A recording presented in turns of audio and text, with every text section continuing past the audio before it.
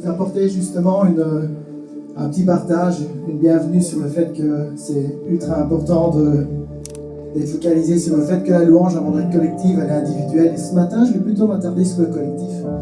Parce qu'au moment où nous sommes en train d'adorer le Seigneur, de le louer, de le glorifier, on n'est pas juste en train de bénir, mais on est aussi une possibilité, un canal à travers lequel Dieu peut bénir celui qui est à notre gauche ou à notre droite.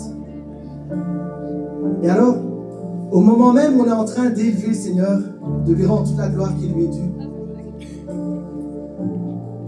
on est là passionné, on dit Seigneur, tu es grand, tu es puissant, tu es majestueux. Et on est un peu comme cette flamme, on est là en feu, on est plein de passion. Et au même moment, j'ai juste ma sœur à côté de moi qui est aussi déjà en train de...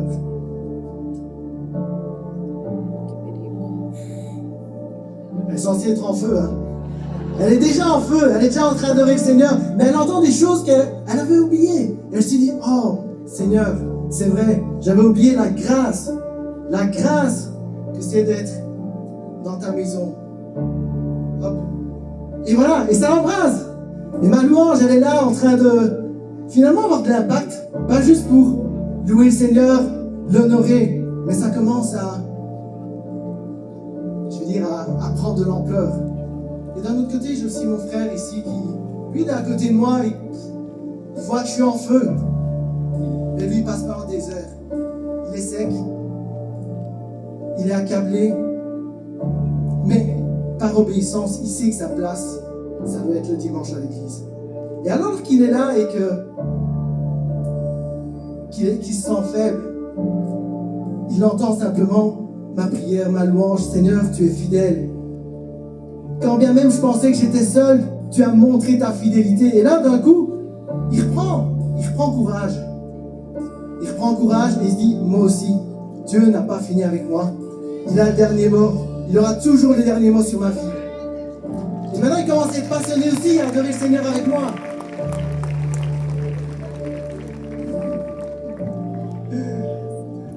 Je voulais simplement ce matin attirer sur l'attention sur le fait que votre louange, elle est dirigée vers Dieu, c'est vrai.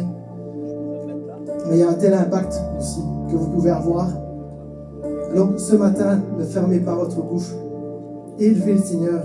Sachez que votre prière, elle bénit Dieu, mais c'est aussi une bénédiction pour ceux qui vous entourent. Et il y a un texte qui me venait à l'esprit, et c'est vrai que on parle de ce texte-là plutôt comme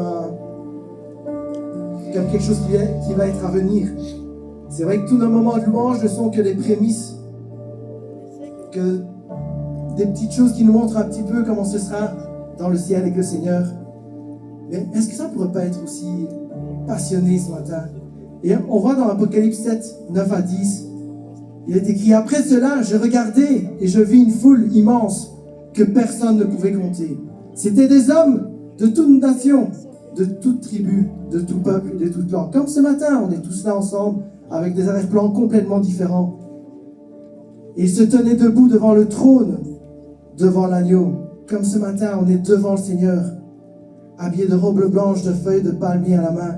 Et il criait d'une voix forte, le salut est à notre Dieu qui est assis sur le trône et à l'agneau. Amen. Alors ce matin, on va élever le Seigneur. On va lui dire qui il est pour nous, ce qu'il fait. On va proclamer simplement la vérité de sa parole, la vérité de sa personne. On va le faire ensemble, Église. Amen.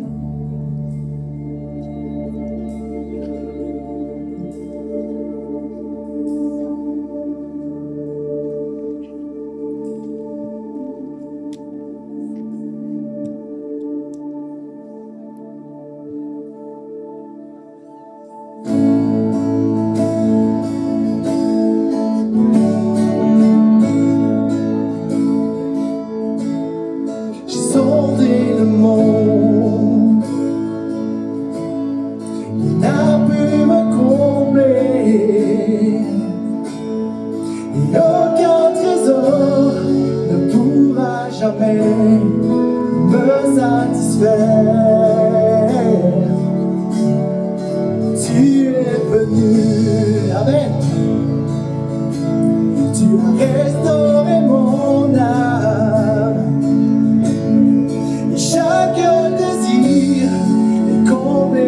toi, en ton amour. Oh, oh non, rien n'est plus grand que toi, oh non, rien n'est plus grand que toi, mais il n'y a rien, non, rien n'est plus grand que toi. Je déclare à l'église, je déclare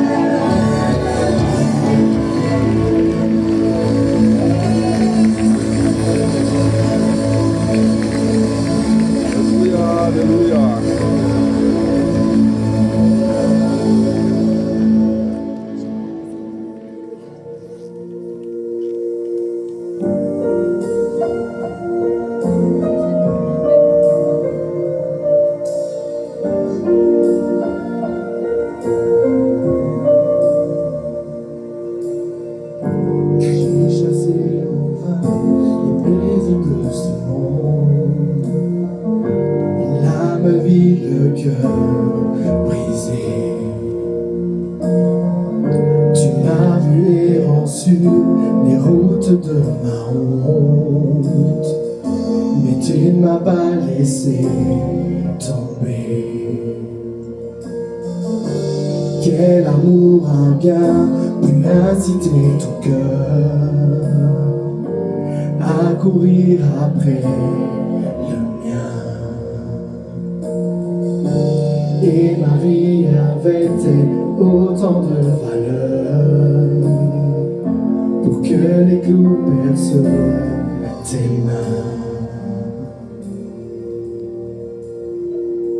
Tu m'aimes malgré les circonstances et mes offenses. Tu m'aimes au prix de ta vie sans répit. Tu m'aimes, tu t'es offert, bras grands ouverts.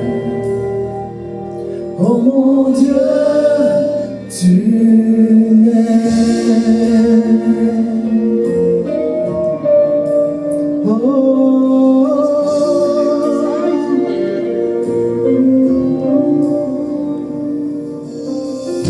Tu as fait preuve de tant de grâce à mon égard, lorsque tu as tout accompli.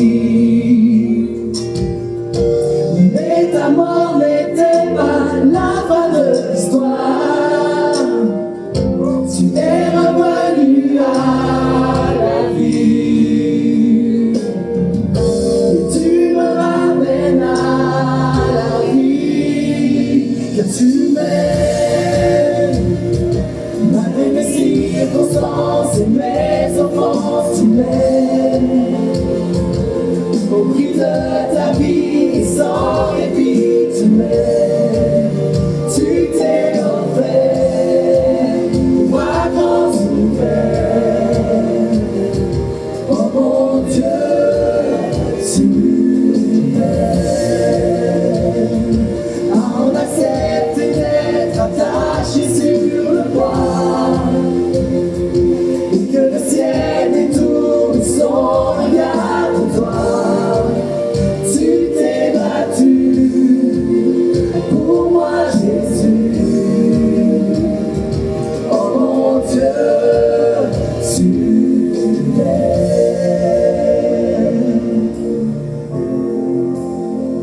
Oh, tu m'aimes, Seigneur.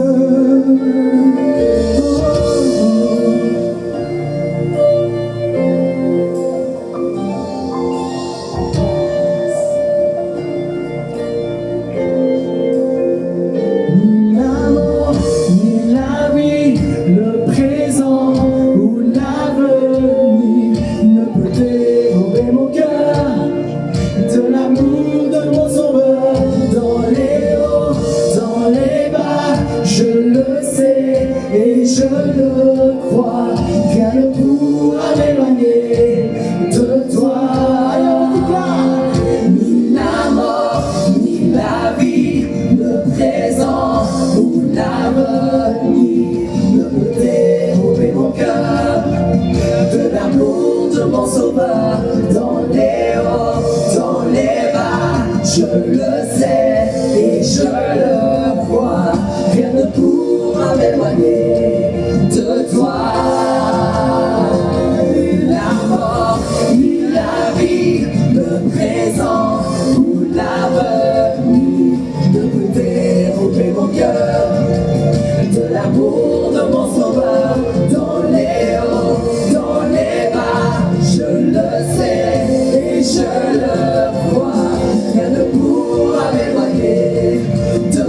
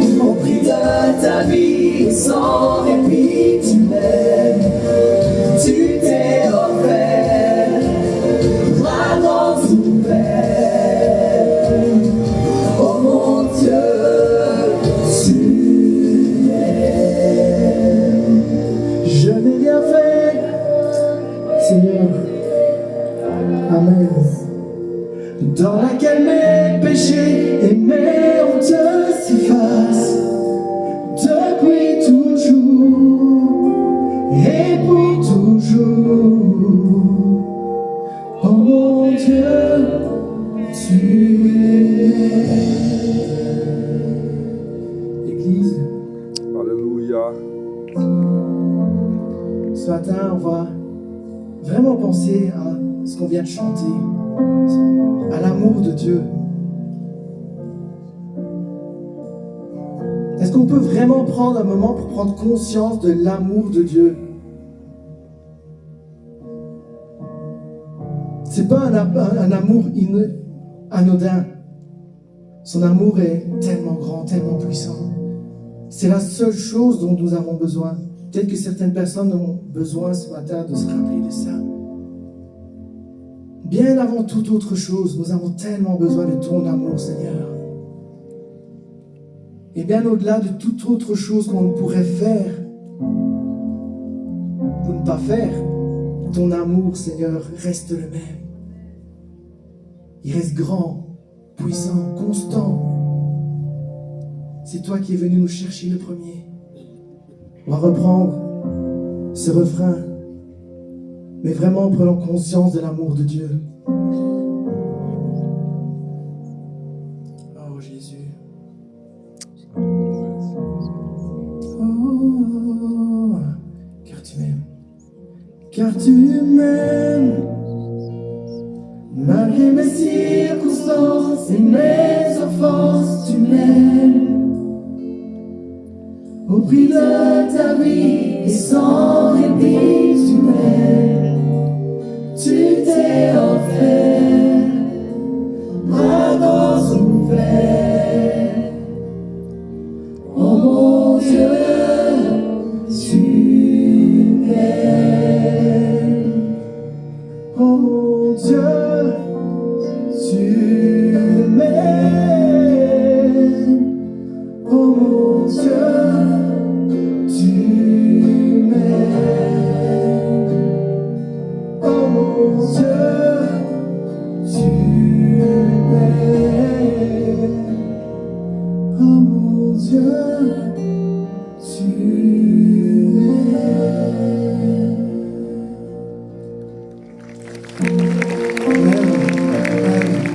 Est-ce qu'on peut rendre gloire au Seigneur ce matin? Est-ce qu'on peut lui offrir une louange? Il est digne et il est bon. Amen. Merci Seigneur. Juste encore une petite minute, je vous demande de fermer les yeux. Et je sais qu'on parle beaucoup de l'amour de Dieu. On vient de chanter l'amour de Dieu. Et dimanche dernier, je vous ai parlé de l'amour inconditionnel de Dieu. Mais ce matin, je voudrais qu'on puisse prendre un temps pour dire: Seigneur, tu m'aimes, mais moi aussi je t'aime. Et alors qu'on est venu ensemble offrir un culte au Seigneur, on reçoit cet amour, mais on veut dire: Seigneur, on est venu pour te louer, pour t'adorer. Et je ne sais pas si c'est possible avec le groupe de juste transformer ce refrain, au lieu de dire tu m'aimes, dire je t'aime. Au prix de ma vie et sans répit, je t'aime, malgré mes offenses. Seigneur, je t'aime, tu t'es offert, bras grands ouverts. Seigneur, je t'aime. Est-ce que c'est possible, les gars? Ce n'est pas prévu. On y va? Je t'aime, car je t'aime. Je t'aime. Malgré les circonstances et les offenses, je t'aime. Au prix de ma vie. Au prix de ma vie et sans répit, je t'aime. Tu t'es offert, bras grands ouverts. Mon Dieu, je t'aime. Oh mon Dieu, je t'aime. Allez, encore une fois, tous ensemble. Car je t'aime. Je t'aime. Malgré mes circonstances et mes offenses, je Et t'aime. on y va ensemble. Au prix de ma vie et sans répit, je t'aime. Tu t'es offert, bras grands ouverts. Oh mon Dieu, je t'aime. Offrons louange au Seigneur avec nos propres mots. Juste dire merci Seigneur. Merci pour ta bonté, merci pour ta grâce. Ta fidélité ne change pas. Peut-être ce matin, il y en a certains, vous êtes là, vous n'avez pas passé une bonne semaine. Peut-être il y a une certaine honte dans ton cœur. C'est le bon moment pour dire: Seigneur, je reviens à toi. Merci pour ta grâce. Je reviens, je me repens, Seigneur. j'ai besoin de ton pardon. Seigneur, rends-moi la joie de ton salut. Qu'un esprit de bonne volonté me soutienne. J'ai besoin de toi, Seigneur. Je ne veux pas me passer de toi une seule seconde. Si cette semaine, il y a eu des choses qui ont été là comme des murs, comme des séparations, non, je refuse toutes ces choses, Seigneur. Je reviens à toi ce matin. Je t'offre ma louange et je reçois ta grâce, ton pardon. Je reçois ton amour. Seigneur, restaure mon cœur. Ce matin, j'ai besoin de toi. Juste quelques secondes dans sa présence. Nous recevons son amour. Et nous lui offrons une louange. Nous recevons sa grâce et nous lui offrons notre reconnaissance. Merci notre Dieu pour ta présence en ce lieu. J'aime le séjour de ta maison, Seigneur. Oh, je demande à l'Éternel une chose que je désire ardemment. Je voudrais habiter toute ma vie dans la maison de l'Éternel pour contempler sa magnificence, pour voir son temple, pour voir et ressentir sa présence encore et encore. Merci, Seigneur. Tu es là au milieu de nous et tu agis. Seigneur, je prie que tu guérisses le cœur, le corps, l'âme et l'esprit aujourd'hui. Que tu relèves, Seigneur, ceux qui sont affligés dans leur cœur, dans leurs pensées, mais aussi dans leur corps. Tu n'es pas limité, tu peux tout, ô notre Dieu. C'est avec foi que nous nous présentons devant toi.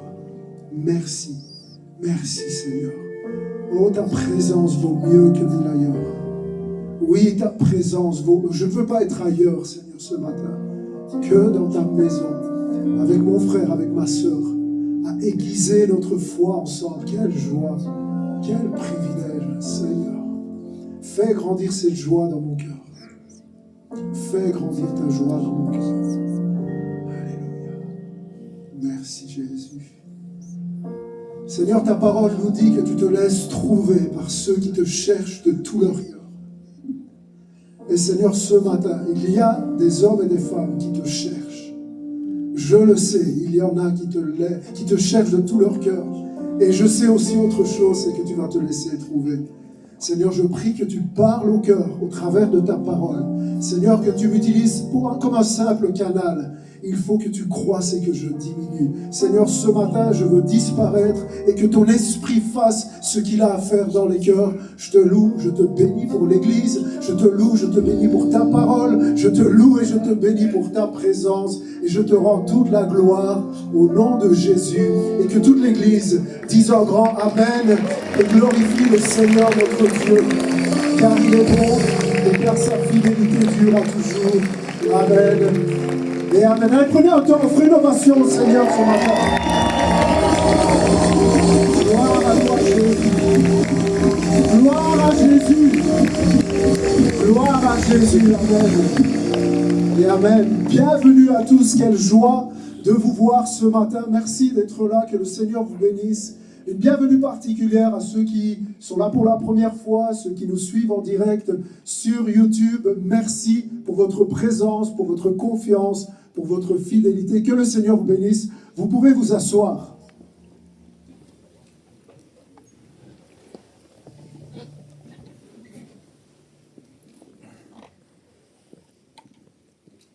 Alors, juste avant de commencer ce matin, je voudrais vous communiquer deux petites informations concernant la semaine qui vient, la semaine prochaine. Mardi 1er avril et jeudi 3 avril. C'est une semaine particulière, l'église évangélique de Herstal. L'église Un Autre Regard, c'est comme ça que s'appelle l'église, qui se situe rue Nadet à Herstal, organise une semaine particulière dirigée vers l'évangélisation et particulièrement l'évangélisation auprès des musulmans. Et donc le mardi 1er avril, ils organisent une conférence qui est réservée aux chrétiens et qui s'intitule « Comment évangéliser les musulmans ». Alors ce n'est pas nous qui organisons ça, mais je tenais à vous communiquer cette information parce que l'orateur est particulier. Je ne sais pas si vous avez déjà entendu parler du pasteur Hicham sur les réseaux. C'est un pasteur, c'est particulier, pasteur dans le sud de la France, et il était lui-même musulman, fils d'un imam, et il s'est converti au christianisme dans les années 80 lors d'une mission d'évangélisation en Angleterre. Il est devenu chrétien, il s'est formé, il est devenu pasteur aujourd'hui dans le sud de la France et il sillonne un peu l'Europe pour communiquer aux chrétiens afin de nous équiper pour atteindre nos amis. Et c'est une réalité, on a plein de gens autour de nous que nous aimons et qui sont de confession musulmane. Comment leur annoncer l'évangile? Je crois que si vous le pouvez, mardi 1er avril, eh bien vous pouvez vous rendre rue Nadé, numéro 19 à Herstal, afin d'entendre le pasteur Hicham sur comment évangéliser les musulmans. Et puis le jeudi 3 avril à 19h30, là aussi dans une salle à Herstal, rue Largevoie 178, encore le pasteur Hicham. Là, il s'adressera eh bien, plus particulièrement aux musulmans.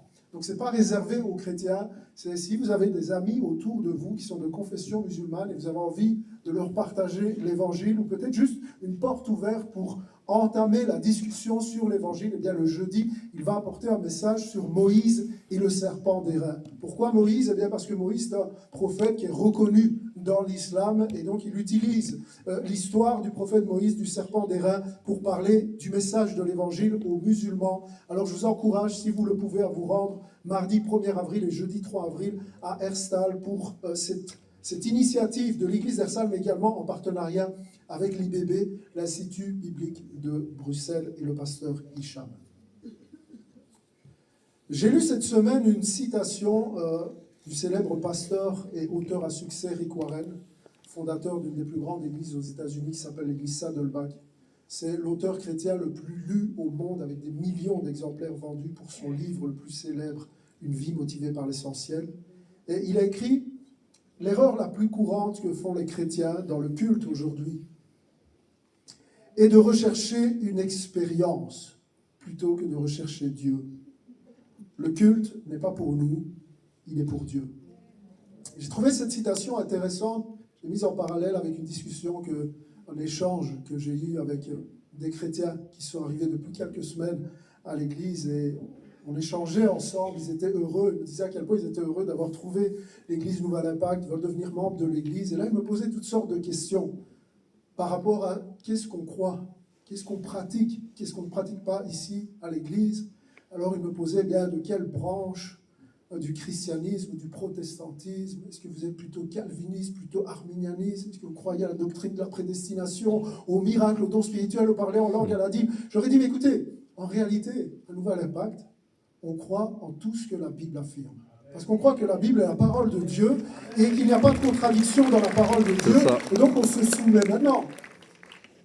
Je leur dis, donc si la Bible parle de dons spirituels, on croit aux dons spirituels. Si ça parle de prédestination, on croit à la prédestination. Si ça croit parler en langue, si ça parle de miracles, si ça parle de toutes sortes de choses, on y croit parce que la Bible le dit. Mais je me rends compte que dire ça, quelque part, c'est tout dire et c'est rien dire en même temps. Parce que toutes les églises et tous les mouvements prétendent, et pour la plupart c'est vrai, se soumettre à la parole de Dieu. Mais je crois que ce qui fait la différence entre les différents mouvements, différentes églises, c'est la question de la centralité. Qu'est-ce qu'on met au centre? Où est-ce qu'on va, si vous voulez, pousser le curseur par rapport à toutes les doctrines, et qu'est-ce qu'on va décider de mettre au centre? J'aimerais vous dire, pour ceux qui ne sont pas là peut-être depuis longtemps, qu'on a tranché la question depuis quelques années ici à Nouvel Impact. On a décidé de dire, eh bien, le centre, ça sera Jésus-Christ et personne d'autre. Le centre, ça sera la croix. Et tout le reste, tous les autres sujets vont être secondaires. Comme l'apôtre Paul dit dans 1 Corinthiens 22, vous pouvez regarder avec moi, les Juifs demandent des miracles et les Grecs cherchent la sagesse. Mais Paul dit, nous, peu importe ce que les uns et les autres demandent, nous prêchons Christ crucifié, scandale pour les Juifs, folie pour les païens, mais écoutez bien, puissance de Dieu et sagesse de Dieu pour ceux qui sont appelés tant Juifs que Grecs. Et voyez-vous, quand Christ est au centre, quand le message de la croix est au centre, c'est là qu'est la profondeur, c'est là qu'est la sagesse. Quand Christ est au centre, eh bien, tu vois une église qui grandit, tu vois des dizaines d'hommes et de femmes qui veulent se faire baptiser, tu vois les cœurs qui sont touchés, tu vois la manifestation des dons spirituels et des miracles, mais on ne va jamais mettre le projecteur sur quoi que ce soit d'autre que Jésus-Christ dans cette église. Si vous n'aimez pas entendre parler de Jésus, je l'ai déjà dit, vous n'êtes pas au bon endroit, parce que tout a toujours rapport avec Jésus. Tout a toujours rapport avec Jésus, et nous disons, eh bien, voilà, quand Jésus est au centre, alors le reste prend sa place et l'Église va dans la bonne direction. Nous ne voulons pas que qui que ce soit vienne à l'Église ou se tourne vers Jésus-Christ pour essayer d'obtenir quelque chose. d'obtenir la guérison, d'obtenir un certain succès, d'obtenir de l'argent. Non, nous venons à Christ et nous obtenons Christ. Et il est le plus grand trésor, bien plus grand que tous les trésors du monde. Comme dit l'apôtre Paul, on peut tout avoir. On peut avoir la foi qui déplace les montagnes. On peut avoir les prophéties, les manifestations, tout ce que vous voulez. Mais si on n'a pas l'amour, on fait juste du bruit. Et l'amour porte un nom, l'amour est Jésus-Christ. Jésus-Christ est l'amour incarné et c'est lui que nous prêchons encore et encore. Et au travers de la série Sans filtre, dimanche après dimanche, on aborde des sujets qui parfois peuvent sembler tabous. Mais tabous dans les églises. Parce qu'en réalité, les sujets qu'on aborde sont loin d'être tabous dans la société aujourd'hui. On parle de sexualité. Le monde est saturé de sexualité. On a parlé d'addiction, de santé mentale, tout ça. C'est juste tabou dans les églises. Et dimanche prochain, je vous apporte un message qui est tabou fois 1000 dans les églises, puisqu'on va parler d'argent dimanche prochain. Je n'aime pas parler d'argent, je le fais généralement une fois par an. Et quand je peux éviter, je le fais. Je n'aime pas parler d'argent parce que je réalise à quel point, justement, il y a tellement de dérives dans le milieu chrétien, où on va faire croire à certains que plus ils vont donner de l'argent à l'église, plus Dieu va les rendre riches. C'est un mensonge. Où on leur fait croire que si tu deviens chrétien, tu vas devenir riche et célèbre et tu auras du succès. C'est un mensonge. Venez dimanche prochain, ne manquez pas ça. Peut-être inviter quelqu'un qui a été déçu par une église à ce niveau-là, au niveau de l'argent. Et on va regarder à la place que Dieu veut que l'argent prenne dans nos vies, entre serviteurs et maîtres. Quelle est la place de l'argent? Venez dimanche prochain. Ce matin, on parle des relations toxiques. Et le titre est « Savoir quand dire stop ». Savoir quand dire stop. Savoir comment dire stop aux relations toxiques. Je crois que la Bible a beaucoup à dire sur les relations. Est-ce que vous avez envie d'entendre la parole de Dieu ce matin? Je vais répéter la question. Est-ce que vous êtes prêts à entendre la parole de Dieu ce matin? Amen. Les relations. Relations toxiques, il y a relations. Et le thème des relations est tellement central, fondamental dans la pensée de Dieu pour notre marche chrétienne. Tellement central qu'en réalité, je ne sais pas si vous savez, mais c'est une des raisons pour lesquelles Dieu nous a créés. Un des objectifs pour lesquels tu es sur terre, pour lesquels Dieu t'a créé, c'est afin de faire partie de sa famille. C'est pour ça qu'un homme, une femme vit la nouvelle naissance. Il devient héritier, co-héritier avec Christ. Ça veut dire quoi? Ça veut dire qu'il fait partie d'une famille. Il est intégré dans la famille de Dieu, le corps de Christ, le peuple, l'Église universelle, si vous voulez. C'est ça, devenir un chrétien. Nous avons été créés afin de vivre en relation les uns avec les autres. Quand tu deviens chrétien, tu n'as pas juste une relation avec Dieu. Mais l'apôtre Paul, dans l'Épître aux Éphésiens, nous apprend que tous les murs qui nous séparaient les uns des autres, eh bien, sont brisés. Nous sommes appelés non seulement à faire partie de la famille de Dieu, mais également à vivre dans cette communion, dans cette relation. C'est pour ça qu'il y a un nouvel impact. On a décomposé, à un moment donné, les objectifs, la raison pour laquelle notre Église existe. Le but de tout ce que nous faisons en 5 objectifs. Acte, ACTES. Et le deuxième de ces objectifs, c'est l'objectif communion, relation. C'est pour ça que c'est au centre de notre vision, notamment avec les groupes de maison, les loulas. C'est un défi dans l'Église. Et c'est pas facile pour les chrétiens d'être en relation avec les autres, justement parce que c'est pas facile, justement parce que c'est bon, on va s'accrocher, parce que c'est ce que Dieu veut pour son Église. La relation que Dieu veut pour toi, c'est pas juste bonjour, au revoir, le dimanche matin, à la semaine prochaine. Il y a quelque chose de beaucoup plus profond que ça. La relation est vraiment au centre de ce que Dieu veut, de la marche chrétienne, au centre de l'Église. Et parce que la relation est tellement fondamentale, je ne sais pas si vous avez remarqué, mais dans les églises, ce qu'on fait, c'est qu'on parle toujours positivement des relations. On en parle souvent dans le sens positif. C'est important, c'est bon d'être unis les uns avec les autres. Parce que c'est vrai. Parce que l'unité est une condition pour que Dieu agisse dans l'Église. Si on n'est pas unis, Dieu ne peut pas se manifester. Et donc on est toujours là en train de dire les relations, c'est important. Et c'est la raison pour laquelle ce matin, je ne voudrais pas que vous receviez le mauvais message. Parce qu'aujourd'hui, c'est un petit peu à la mode. Vous savez, quand une relation devient inconfortable, quand on est confronté dans une relation, c'est un peu la mode de dire « cette personne est toxique ». Cette relation est toxique pour moi. C'est important. C'est pour ça que je veux commencer par là, dans mon message, de faire la différence entre une relation difficile et une relation toxique. Une relation difficile n'est pas forcément une relation toxique. Et donc, quelques éléments pour différencier. La première chose est de réaliser qu'une relation inconfortable n'est pas forcément une relation toxique. Regardez où l'apôtre Paul, dans le Nouveau Testament, et Jésus, où ils mettent la norme. Colossiens chapitre 3, verset 13. Voilà ce qu'il faut faire quand c'est inconfortable. Supportez-vous les uns les autres. Et si l'un a sujet de se plaindre de l'autre, coupez les ponts, il est toxique. Non. Pardonnez-vous réciproquement. De même que Christ vous a pardonné, pardonnez-vous aussi. La norme est le pardon. La norme reste la réconciliation. Et ce matin, tout ce que je vais dire dans mon message concernant les relations toxiques, je voudrais que tu puisses le filtrer avec ça. Parce qu'elle est là, la norme. Regardez, Jésus va encore plus loin dans Matthieu chapitre 5, verset 43. Quand il dit, vous avez appris qu'il a été dit, tu aimeras ton prochain et tu haïras ton ennemi. Mais moi, Jésus parle, moi je vous dis, aimez vos ennemis, bénissez ceux qui vous maudissent, faites du bien à ceux qui vous haïssent et priez pour ceux qui vous maltraitent et qui vous persécutent, afin que vous soyez fils de votre Père qui est dans les cieux, car il fait lever son soleil sur les méchants et sur les bons, et il fait pleuvoir sur les justes et sur les injustes. Je crois que les chrétiens devraient être très, très, très prudents avant de définir une relation comme toxique. Parce que la norme, c'est le pardon. Parce que la norme, vous savez, parfois, on a l'habitude de dire, mais quand cette relation est difficile, c'est une épreuve. Certainement, le diable m'envoie cette épreuve. J'aimerais te proposer ce matin que quand il y a une relation qui est difficile, 99% du temps, je vais te dire, c'est Dieu qui t'envoie cette relation. Pourquoi ? Je l'ai déjà dit, mais je vais le répéter parce que je crois que le Saint-Esprit me pousse à le répéter. Dieu ne cherche pas ton confort. Dieu cherche ta croissance. Et comment Dieu te fait grandir? En développant à l'intérieur de toi ce que la Bible appelle les fruits de l'esprit.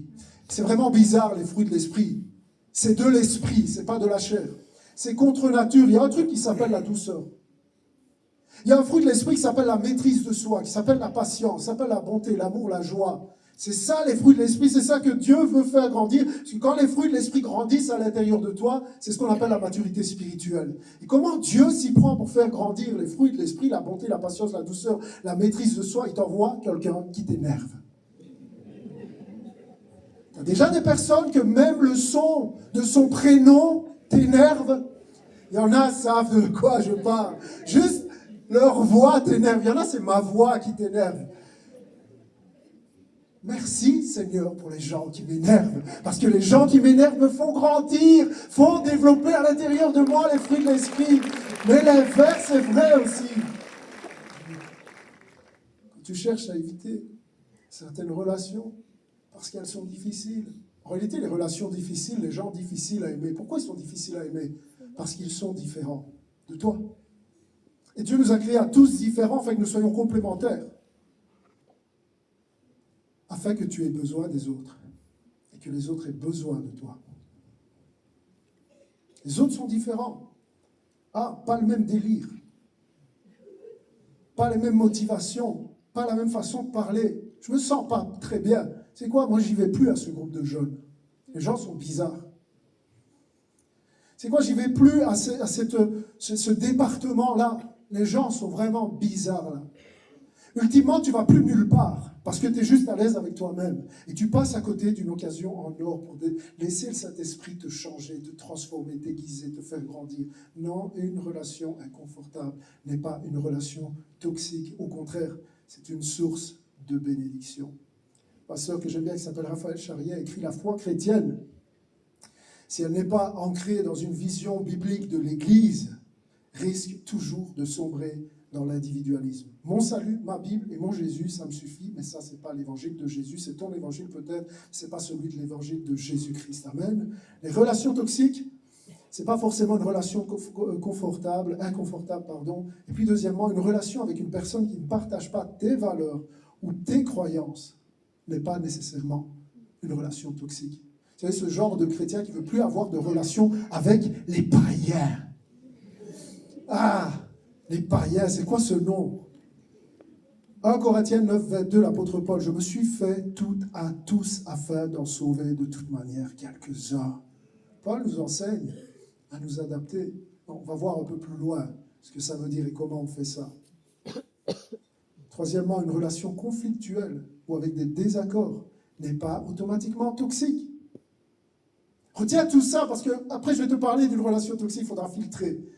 Proverbe 27, 17, comme le fer aiguise le fer, ainsi un homme aiguise le visage de son prochain. J'aime ça, c'est bon parfois de ne pas être d'accord avec tout le monde. D'avoir des gens autour de nous qui ne sont pas forcément d'accord avec nous. Pourquoi? Parce que Dieu est en train de te aiguiser. Et pourquoi Dieu t'aiguise? Peut-être parce que tu es émoussé. Pourquoi Dieu t'aiguise? Peut-être parce qu'il a un plan pour ta vie et il veut que tu sois plus affûté. Et que fait Dieu? Comme le visage d'un autre, et comme le fer aiguise le fer, le visage d'un autre aiguise mon propre cœur, aiguise mon esprit, aiguise ma patience, me fait grandir dans la relation conflictuelle. Et puis, une relation où l'on est confronté ou remis en question n'est pas une relation toxique non plus. J'aime la sagesse des Proverbes, chapitre 27, verset 6, où ça dit « La blessure d'un ami prouve sa fidélité. » Je crois qu'on devrait vraiment saisir ça. Tes vrais amis ne sont pas ceux qui te disent toujours ce que tu as envie d'entendre. Ceux que tu considères comme tes vrais amis sont peut-être pas tes vrais amis. Et ceux que tu considères comme toxiques sont peut-être là, eux, tes vrais amis, parce qu'ils sont capables de te dire « Je ne suis pas d'accord avec toi. Je t'aime.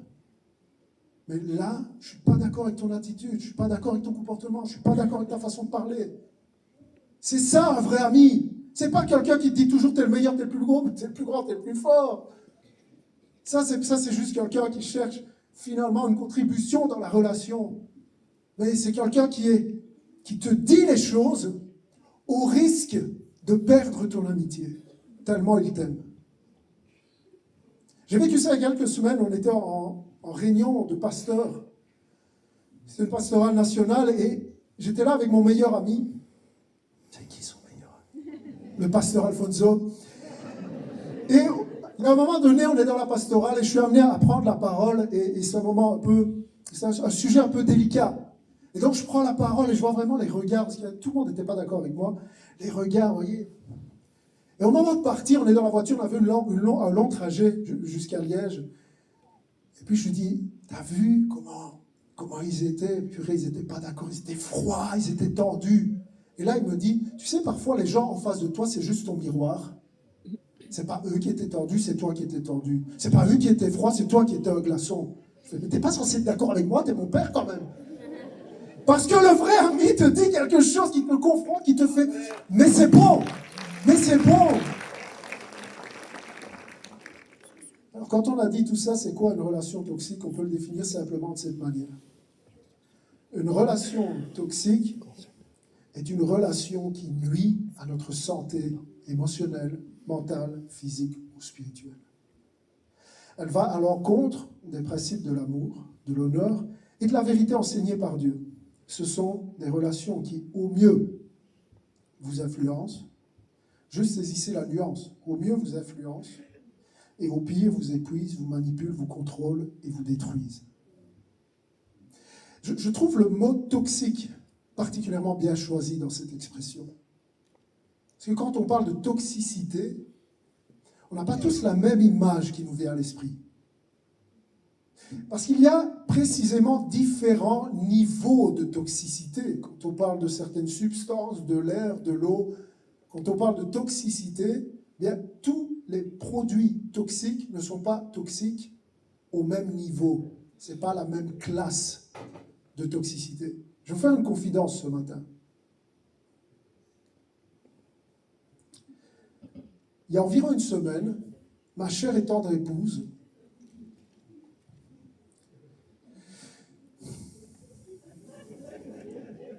a essayé de m'assassiner, de m'empoisonner. Et comme j'ai besoin d'apporter des preuves dans cette église, je vous ai apporté l'arme du crime. Je cache la marque. On est là au bureau tranquille, c'est le moment de manger. Et là, elle me tend avec son plus beau sourire ce pot de yaourt. J'essaye de manger des yaourts et des flocons d'avoine et des fruits à midi pour perdre du poids avant l'été. Ça n'a pas encore marché, mais je m'accroche. Et elle me tend ça. Tiens, mon amour. Merci, ma chérie. Bon appétit, mon choupinou. Merci, mon petit lapin. Non, on ne se parle pas comme ça. C'était juste dans ma tête, ça. Et donc, j'ouvre. J'ai une drôle de tête, le yaourt, quand même. Je la regarde. Mon petit lapin. Est-ce qu'il est encore bon, le yaourt? Elle me dit, oui, il est bon, regarde, j'en mange, vas-y, mange. Je dis, il y a des grumeaux à l'intérieur, le truc, il se déplace tout seul. Je regarde, périmé depuis, je dis même pas depuis quand il était périmé. Il est encore bon. Bon, je vous rassure, depuis, on a parlé, elle a promis qu'elle ne recommencerait plus parce que je lui ai dit qu'il n'y avait pas d'assurance de toute façon. Mais vous êtes d'accord avec moi pour dire que il y a différents niveaux de toxicité et qu'un yaourt périmé peut avoir certains effets et je dois prendre certaines mesures. Et puis, un verre d'arsenic, c'est d'autres mesures de protection. C'est d'autres remèdes, éventuellement, si ce n'est pas trop tard. Bien, dans les relations toxiques, c'est exactement la même chose. Tu as besoin de voir... Souvent, quand on dit relations toxiques, il y a un coupé. Non. De quelle toxicité est-ce qu'on parle dans les relations? Et donc, ce matin, je voudrais vous parler de 3 classes de toxicité dans les relations, 3 niveaux de toxicité relationnelle. Premier niveau, classe 1, la relation dangereuse, qui demande un certain remède. La relation destructrice, un autre remède. Et puis la relation mortelle, encore un autre remède. Alors, qu'est-ce que j'appelle relation dangereuse ou potentiellement dangereuse? J'appelle de relation dangereuse ce genre de relation, vous savez, qu'on a tous déjà vécu, ou peut-être que certains vivent, qu'on pourrait appeler d'influence malsaine. Ce genre de relation qui fait de toi une personne pire. On est censé s'entourer de personnes qui font de nous la meilleure version de moi-même. Mais il y a certaines relations, c'est comme ça. C'est la réalité. Tu es avec cette personne et tu ne sais pas pourquoi, mais elle t'influence. D'une certaine manière, elle t'influence. C'est un peu comparable, si vous voulez, aux allergies. C'est un peu la saison du pollen, vous voyez ce que je veux dire? Tu sors avec quelqu'un qui est allergique au pollen, tu vas voir, ses yeux deviennent rouges, commencent à se moucher, des démangeaisons, tout ça. C'est quoi le problème? C'est le pollen? Ou c'est le système immunitaire de la personne qui réagit de façon inappropriée? Dans les relations dangereuses, c'est un peu la même chose. En réalité, la personne qui t'influence n'est pas forcément mal intentionnée. Mais son comportement, ses paroles, trouve un écho dans ta vie. Ton système immunitaire. L'apôtre Jacques explique ça simplement au chapitre 1. Il dit que chacun est tenté quand il est amorcé par sa propre convoitise. Et donc les relations dangereuses, peut-être, avec cette personne, avec une autre, eh bien, il n'y a pas de problème, mais cette personne qui est toujours là en train de médire, de parler sur tout le monde, si elle est avec moi, il n'y aura pas de problème. Mais avec toi, tu te rends compte qu'elle t'influence d'une certaine manière. Et bizarrement, plus tu passes du temps avec elle, plus tu deviens comme elle. C'est-à-dire à l'encontre de tes valeurs, de tes décisions, de tes choix. Tu es avec cette personne qui est toujours négative, voit tout en noir, voit des mauvaises intentions partout. Bizarrement, plus tu passes du temps avec elle, plus tu deviens comme elle. Tu es avec ce gars qui regarde toutes les femmes passer et il ne les regarde pas dans les yeux, si vous voyez ce que je veux dire. Tu es avec cette fille qui regarde tous les gars, qui a un commentaire à faire sur tout le monde. Bizarrement, tu avais dit que tu ne serais plus comme ça, mais plus tu passes du temps avec lui, plus tu passes du temps avec elle, plus tu deviens comme ça.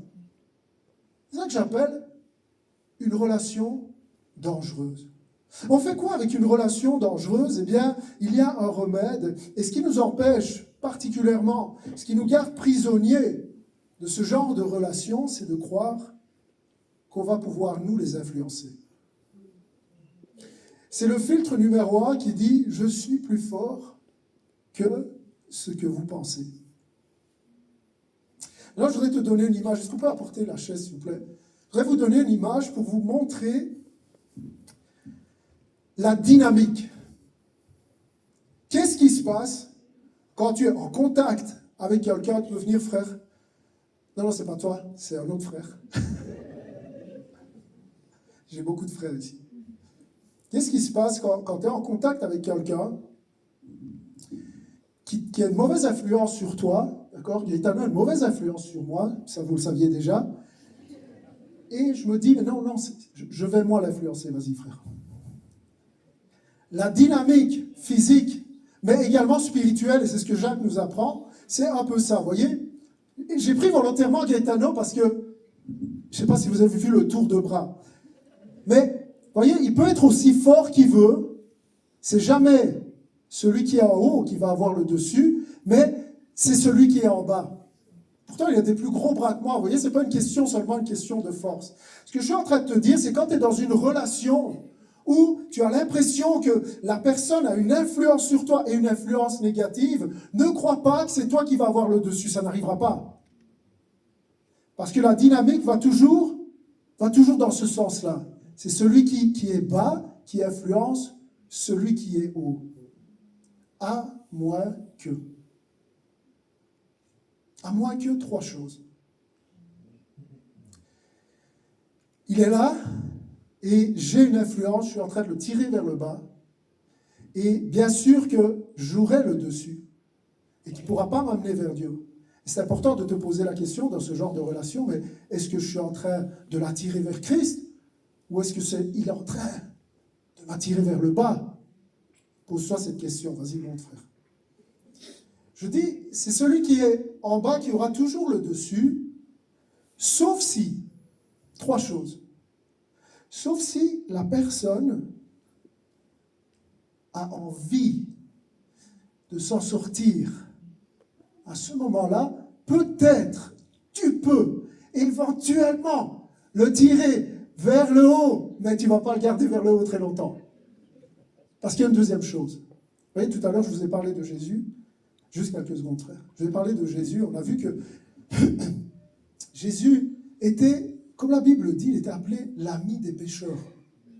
Jésus était toujours entouré de ceux que la Bible appelle, c'est une expression bizarre, mais ceux que la Bible appelle les gens de mauvaise vie. Est-ce que c'est eux qui avaient une influence sur Jésus? Est-ce que c'est Jésus qui avait une influence sur eux? Bien sûr que Jésus avait une influence sur eux. Maintenant, la première chose, c'est que la Bible dit que Jésus est venu pour sauver ceux qui étaient perdus, ceux qui se reconnaissent comme perdus, c'est-à-dire ceux qui veulent s'en sortir. Vous avez vu que Jésus n'avait pas d'influence sur les pharisiens. Jésus avait une influence sur les brebis qui se reconnaissaient comme perdus. Et il y a une deuxième chose, c'est que c'était Jésus. Qu'est-ce que je veux dire par là? Jésus, il avait des bras plus gros que ceux de Gaëtano.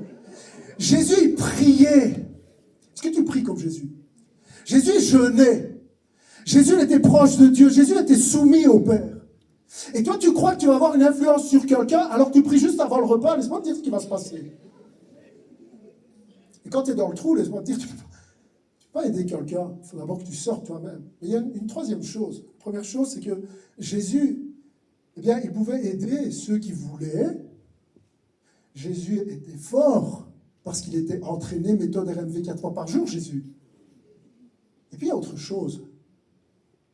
Quand on dit que Jésus était entouré des gens de mauvaise vie, ce n'est pas tout à fait juste. Jésus était d'abord entouré des 12 disciples.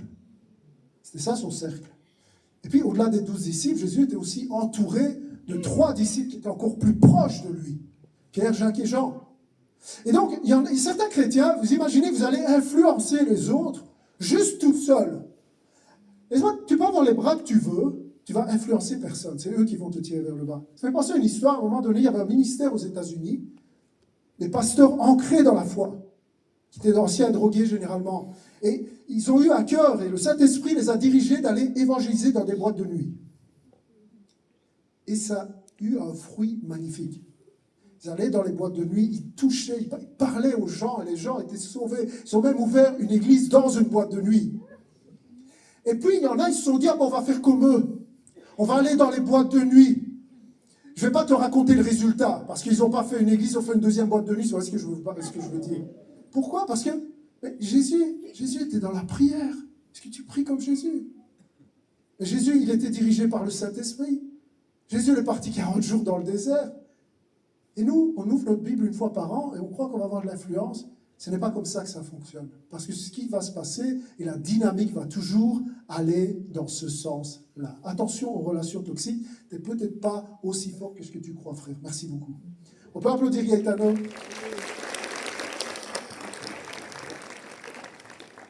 Alors on fait quoi quand on est confronté, et souvent, familialement, parfois on n'a pas forcément le choix d'être en relation avec des personnes qui ont une mauvaise influence, qui ont un mauvais comportement. Bien, le remède par rapport à ce genre d'influence dangereuse, c'est ce que j'ai appelé mettre des limites. Mettre des limites. Comment on met des limites concrètement? Eh bien, on peut, premièrement, limiter le temps passé ensemble. Parce que l'influence, ou la mauvaise influence, est directement proportionnelle au temps et à la fréquence des relations. Quand tu vois qu'une personne est nocive pour tes valeurs, pas en train de parler de manipulation, mais nocive pour ta relation avec Dieu, commence à mettre des limites, réduis la fréquence, réduis le temps. Deuxièmement, poser des conditions claires. Venez de ce moment où Jésus est en face de l'apôtre Pierre, qui va lui dire, non, Jésus, tu n'iras jamais à la croix, ça ne t'arrivera pas. Il va dire quoi, Jésus? Arrière de moi, Satan. Je ne vous dis pas de dire arrière de moi, Satan, aux gens de votre famille, ni dans l'église, ni à votre femme, ni à votre... Mais ce que je veux dire, Jésus a mis des limites. Attention, là, tu es en train de dépasser, Pierre. Tu es en train de dire quelque chose qui va à l'encontre de la volonté de Dieu. Jésus est venu pour sauver l'humanité. Le diable et l'enfer au complet cherchaient à empêcher Jésus de mourir sur la croix. Et Pierre est là comme un instrument entre les mains du diable. Jésus dit, arrière de moi. Il n'y aura pas de ça. Tu sais, tu peux aussi mettre des limites dans tes relations. Ça commence comme ceci. Je t'aime bien, mais en ma présence, tu ne parles pas comme ça. Je t'aime beaucoup, mais quand je suis là, tu ne parles pas mal à ta femme. Quand je suis là, tu n'insultes pas Dieu. Quand je suis là, tu te modères. Mettre toutes sortes de limites. Troisièmement, changer d'environnement. Tu le sais, que quand tu es dans un certain environnement, ça finit par dégénérer. Quatrièmement, éviter certains sujets de conversation. À chaque fois qu'on parle de ta mère, ça dégénère. Et si on ne parlait plus de ta mère? À chaque fois qu'on parle de l'Église et de l'Évangile, ça dégénère. Et si on était sage? Je sais que parfois, quand on devient chrétien, au début, on est tout feu, tout flamme, mais parfois, on manque un peu de sagesse. Et on croit qu'il faut en parler tout le temps, n'importe comment. Mais ce que nous enseigne l'apôtre Pierre dans la parole de Dieu, c'est de communiquer l'Évangile aussi par notre comportement. Et parfois, on devrait plus agir et moins parler. Justement pour que l'Évangile, pour que l'Église ne devienne pas un sujet de discorde. Relation dangereuse, et puis deuxièmement, relation destructrice. Là, on entre dans ce que la plupart des gens appellent vraiment relation toxique.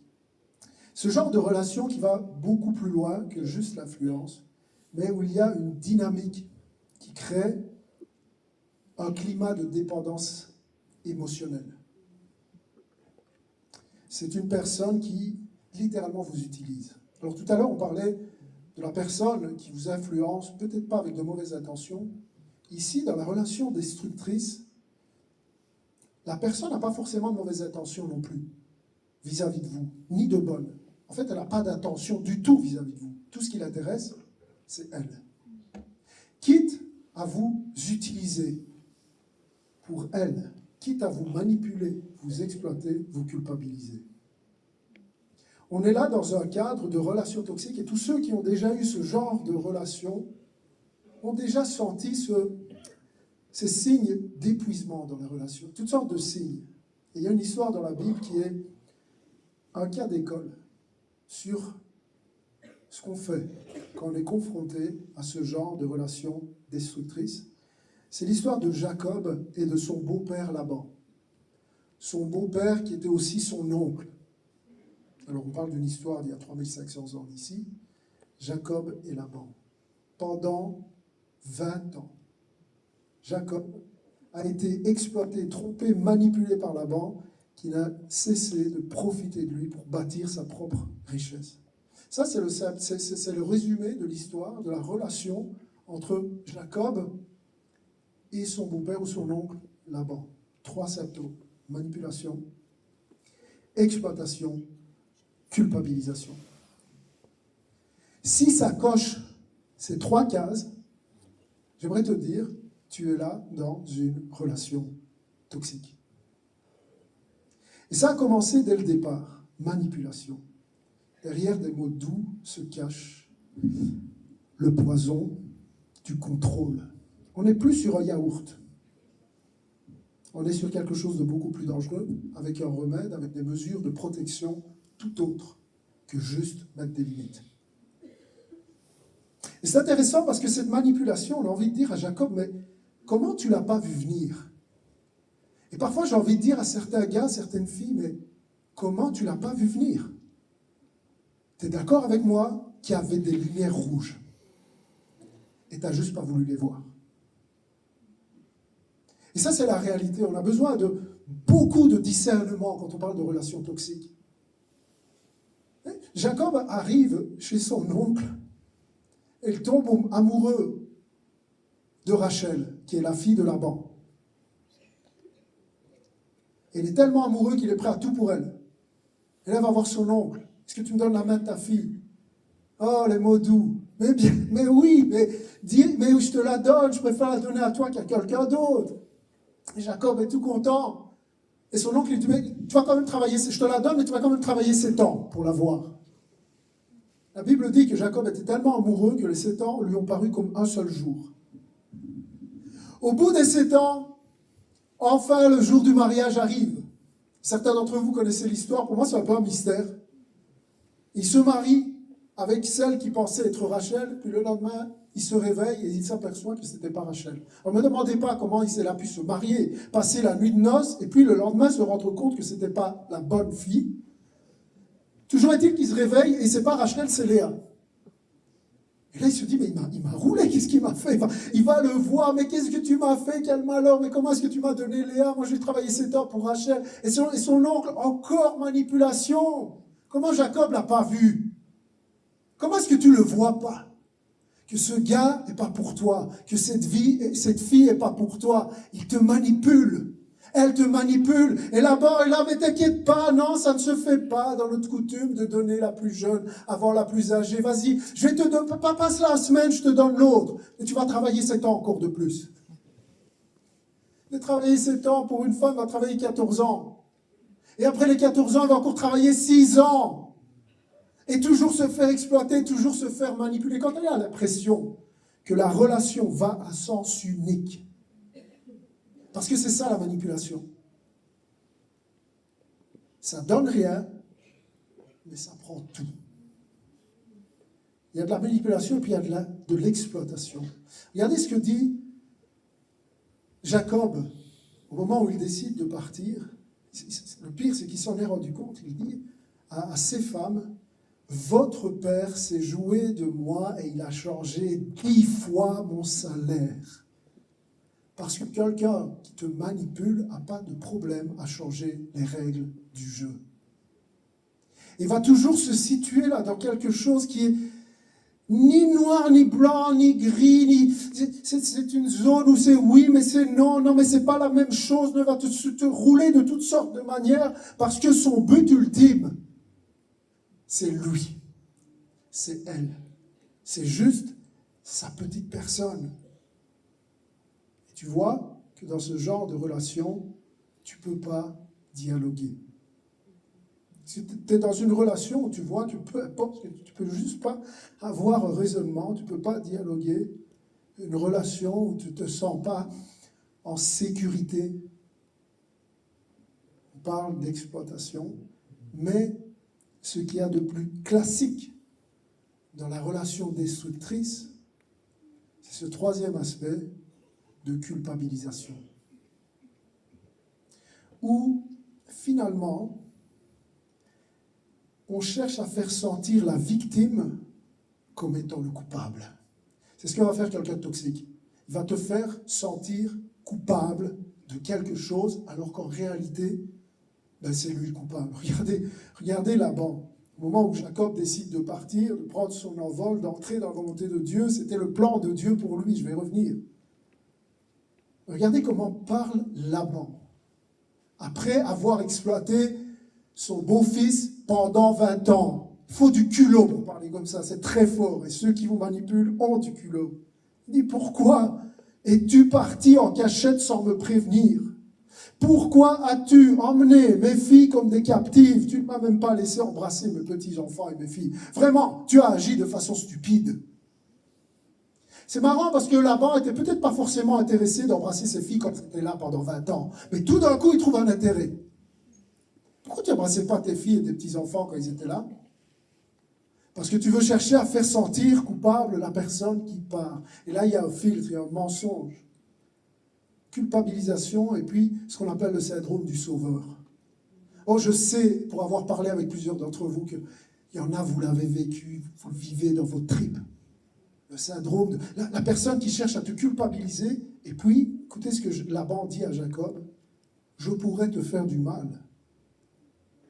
Mais le Dieu de votre père m'a parlé la nuit dernière et m'a dit, garde-toi de ne rien dire à Jacob, ni en bien, ni en mal. On a presque envie de dire merci Laban. Non, mais tu m'as exploité pendant 20 ans. Je t'ai enrichi. À un moment donné, je pars avec ce qui est à moi. Si vous lisez Genèse 29, 30, 31, vous voyez que c'est incroyable comment Laban a prospéré grâce à Jacob. Et là, il dit, je pourrais te faire du mal, mais bon, allez, c'est moi le grand Seigneur. Vous voyez ce que je veux dire? Typiquement, comment on se protège de ça? Il y a un mécanisme. La personne toxique ne reconnaît jamais sa responsabilité dans la souffrance qu'elle a causée. Jamais la personne toxique va dire un vrai pardon, point. Ça va être éventuellement pardon, mais c'est quand même un peu de ta faute. Ok, je t'ai mis une tourniole, mais tu m'as bien provoqué. Je t'ai jeté, ok, voyez ce que je veux dire. Tour à tour, elle flatte et elle accuse l'autre de l'abandonner, de trahir, de ne pas être reconnaissant. Elle fait tout pour que l'autre se sente coupable de vouloir prendre des distances. Et le filtre qui nous empêche de sortir de ce genre de relation, il y en a plusieurs en réalité, mais généralement, ça tourne autour du « c'est ma faute ». En fait, c'est ma faute. Ou c'est normal. C'est comme ça que ça doit se passer. J'aimerais dire, surtout à ceux qui... les jeunes filles, les jeunes gars qui sont célibataires. Tu dois savoir que certains comportements ne sont pas normaux. Quand ce gars, cette fille te manipule ou t'exploite, c'est pas normal. Et je sais que parfois dans certaines églises, on vient rajouter de la culpabilisation à celui qui est une victime. Mais attention, il y a des relations où il faut mettre des limites, et puis il y a des relations comme ça, où le remède, c'est littéralement de mettre de la distance. Et parfois même une distance physique, une distance qui, en fonction de la toxicité, doit être temporaire ou définitive. Et ici, dans le cas de Jacob et Laban, il y a une distance, il y a une rupture qui est définitive. Regardez dans Genèse chapitre 31, verset 45, où ça devient même une limite physique. Jacob prit une pierre, il l'érigea en stèle, en monument, puis il dit aux siens, ramassez des pierres, ils ramassèrent des pierres, les témoins qui sont là, les entassèrent tous ensemble. Ils mangèrent là-dessus sur le tas de pierres, verset 52.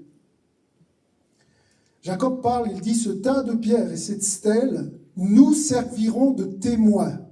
Je ne dois pas dépasser ce tas de pierres et cette stèle dans ta direction, et tu ne dois pas les dépasser dans ma direction avec de mauvaises intentions. Vous voyez la distance que Jacob est en train de mettre.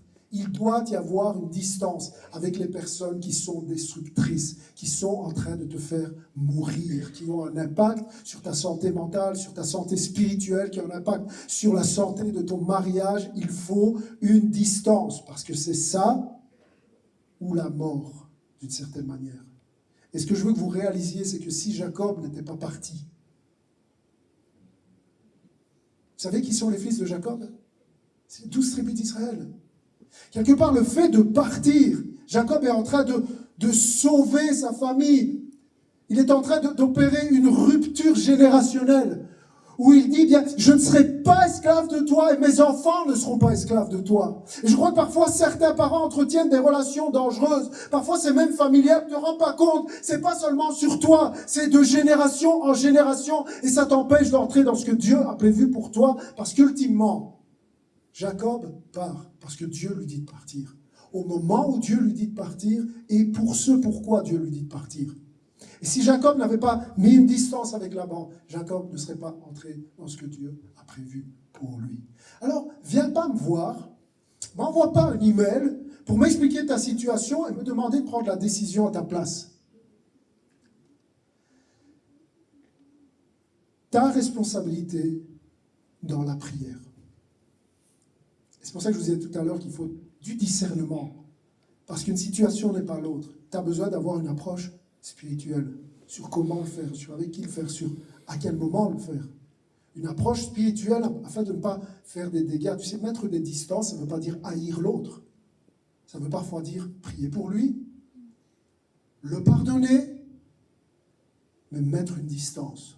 Parce que la personne, parce que cette relation est nocive pour moi et pour mes enfants. Pour que le bien commence, le mal doit cesser. J'espère que tu reçois cette parole. Pour que le bien commence, pour Jacob, pour sa famille, parce qu'à partir de là, il y a un tournant dans la vie de Jacob. Il a littéralement rencontré Dieu cette nuit-là. Le mal doit cesser. Jacob ne pouvait vivre ce que Dieu avait pour lui. Et sortir de l'emprise de Laban s'il ne prenait pas cette décision, et cette décision dans la prière. Cette décision, non pas seulement de sortir, mais d'entrer. Et là, tu dois réaliser que ce que tu dois faire, ce n'est pas sortir de cette relation, mais c'est entrer dans la relation avec Dieu qui va te servir de fondement pour toutes les autres relations. Parole de Dieu ce matin, n'aie pas peur. N'aie pas peur. Parce que tu vois, quand tu es dans la volonté de Dieu, ce qui se passe dans l'histoire, c'est que Dieu va parler à Laban. Et c'est vrai que Dieu lui dit, ne parle pas à Jacob, ni en bien ni en mal. J'aime ça que Dieu prend notre défense de cette manière-là. Et toi, tu crois, tu fais tous des films, tu te dis, mais ça va être une catastrophe. Mais Dieu se charge de toi quand tu es dans sa volonté, quand tu es au bon moment avec les bonnes personnes et que tu fais la bonne chose. Tu as besoin, dans ta responsabilité, dans ta part, de te tenir devant Dieu, de lui faire confiance et de prendre les décisions que je ne prendrai pas à ta place ce matin. Classe 3, qu'on pourrait appeler la relation mortelle. Alors, c'est la relation la plus grave et c'est peut-être finalement la chose la plus évidente. Là, on parle d'un contrôle total et destructeur. Alors, dans le premier type de relation, la personne est pas mal intentionnée. Dans la deuxième type de relation, elle s'en fout. Mais dans la troisième, tu es face à quelqu'un qui te veut du mal. Il y en a. Il y a des personnes qui nous veulent du mal. Parfois, dans certaines relations, et c'est peut-être pas tout le monde. Et regarde, ça nous parle, on va regarder une histoire, mais ça nous parle de contrôle mental, émotionnel. La personne manipule, on parle de perversion, on parle de narcissisme. La personne manipule les pensées, les sentiments de l'autre pour la maintenir sous son emprise. Il y a un abus émotionnel et spirituel, un dénigrement constant, rabaissé, culpabilisé, menacé.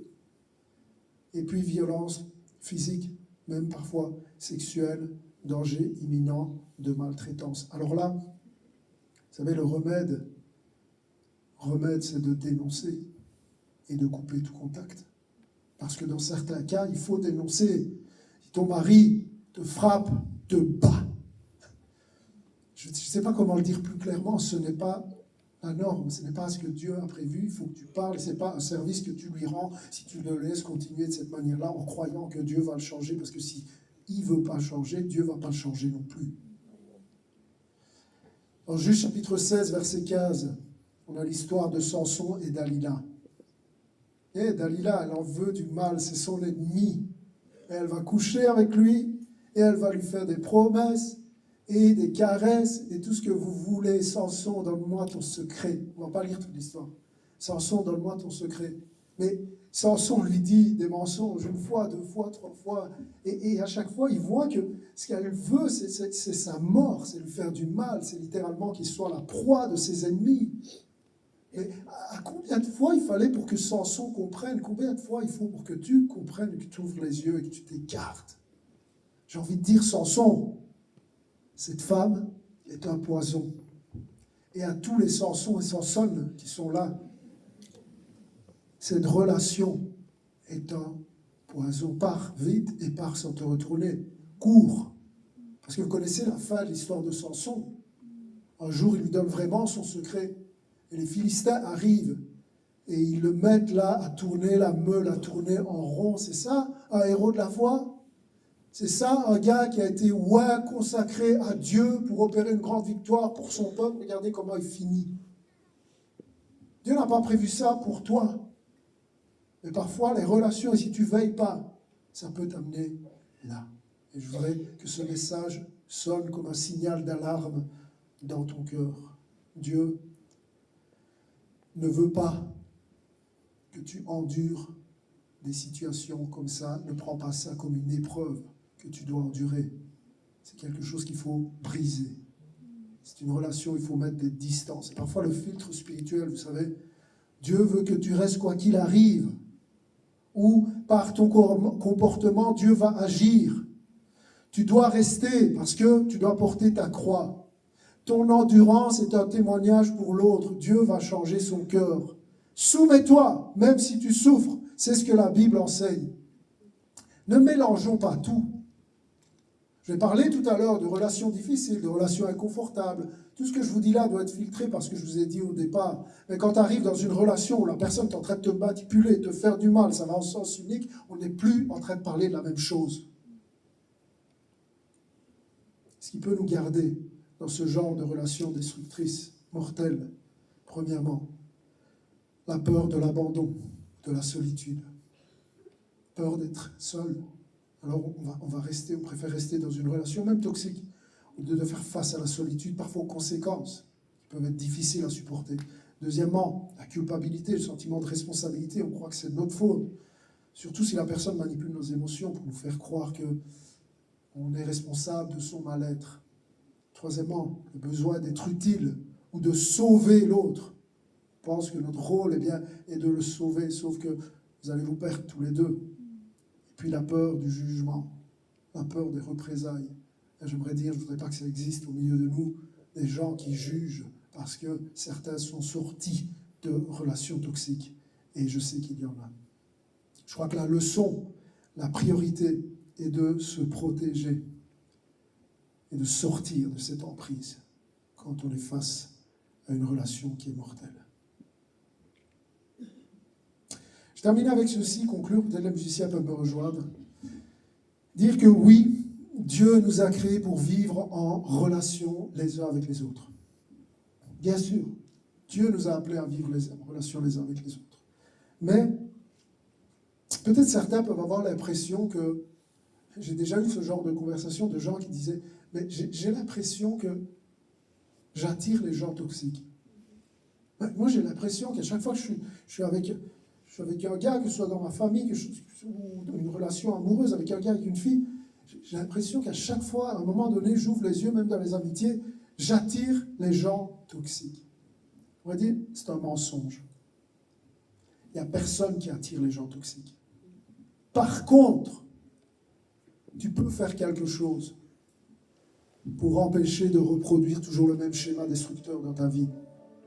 Parce qu'il peut y avoir toutes sortes de choses. On peut juste diminuer un tout petit peu la musique.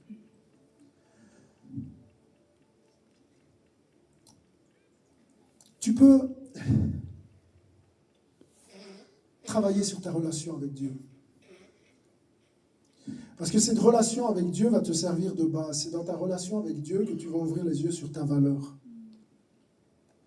Que tu vas ouvrir les yeux sur la direction, les portes qu'il faut ouvrir, les portes qu'il faut fermer. C'est dans ta relation avec Dieu, c'est dans la prière, c'est dans la parole, c'est dans le jeûne. eh bien que le Seigneur va pouvoir déposer en toi véritablement ton identité.